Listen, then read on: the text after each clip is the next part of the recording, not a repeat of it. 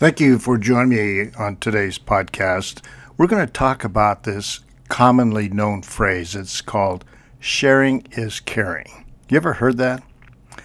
Quite honestly, the first time I really heard it, and it really hit me with this awesome thought, was when a friend of mine, Luke McFetrich, was talking to his kids, and they were at Jessup Farms for some big event, and I happened to be there, and we ran into each other and we're talking. And his kids were trying to consume something. I don't remember what it was, but they weren't willing to share. And he finally told them, said, "Look, guys," he said, "sharing is caring."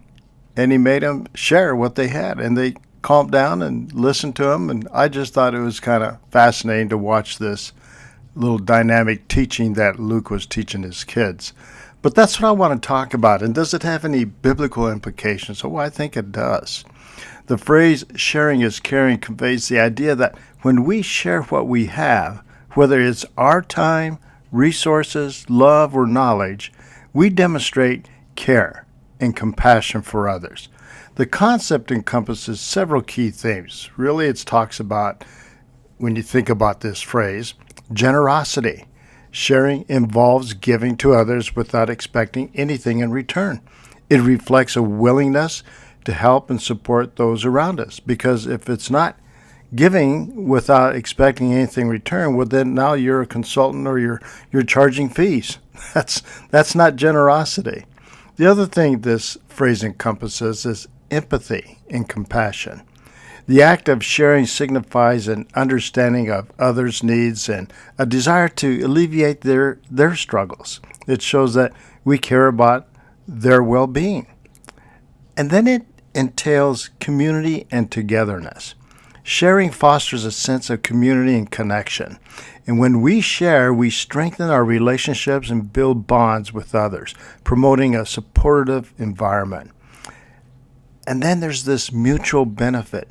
Sharing often leads to mutual enrichment. By giving to others, we may also enrich our own lives through the joy of helping and creating a cycle of kindness, especially with others. How about teaching values?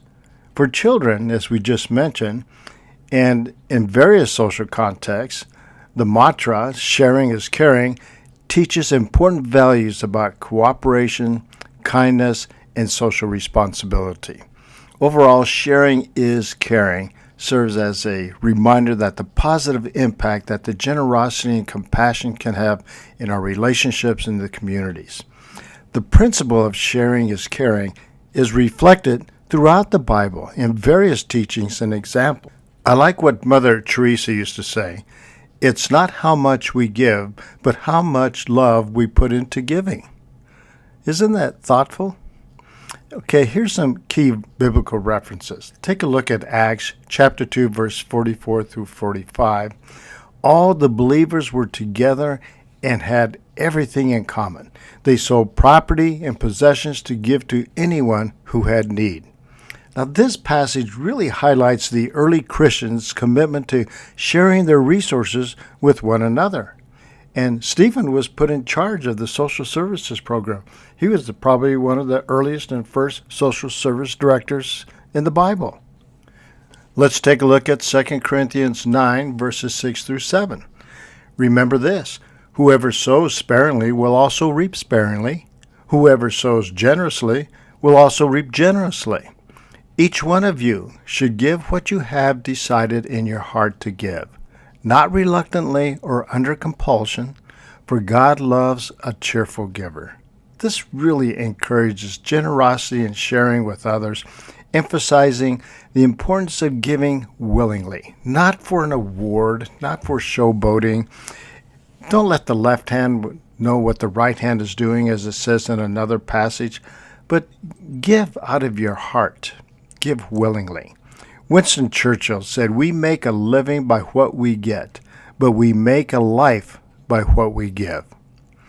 If we take a look at Philippians chapter 2, verse 4, not looking to your own interests, but each of you to the interest of others. Wow, that's pretty powerful when you think about it. Make other people more important than you is kind of how I see that for me. This verse really teaches us to be attentive to the needs of others, reflecting the essence of caring and sharing. If we take a look at 1 John chapter 3, verse 17 through 18, if anyone has material possessions and sees a brother or sister in need but has no pity on them, how can the love of God be in that person? Dear children, let us not love with words or speech, but with actions and in truth. We hear a lot of people who run for office in elections that they make all kinds of promises, a lot of words, a lot of speech, but there's no action. I remember a story where an invited pastor to a church in Arizona was asked to speak, and he wasn't prepared. He didn't have anything really ready. He just kind of shot off the hip, and you could tell. And when the deacons got together and talked afterwards about it, one of the deacons was a Native American. And they asked him what he thought of it. And he said, a lot of wind, a lot of thunder, a lot of lightning, but no rain. Well, there's some truth to that, isn't there? Right? You can have all the thunder and lightning you want, but if there's no rain coming out of it, what good is it? Well, this verse really stresses the importance of actively caring for one another rather than just speaking about love. Let's take a look at Galatians 6:2. Carrying each other's burdens, and in this way you will fulfill the law of Christ. The verse emphasizes the significance of supporting and sharing the burdens of others as an act of love. Carrying each other's burdens. What's the matter with that? Why can't we help others with their burdens, especially if we know we're stronger, and especially if we have more insight than they do, because sometimes that's just what people need.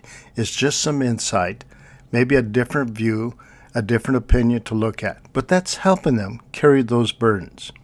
Here's some biblical examples of people that the Bible talks about. If you look at Luke 10, verse 25 through 37, it's the story about the Good Samaritan. Most of us know this story. And in this parable, Jesus illustrates the importance of helping those in need regardless of their background, regardless of their situation, what they look like, regardless of their religion or culture. It doesn't matter. This is what Jesus was trying to teach.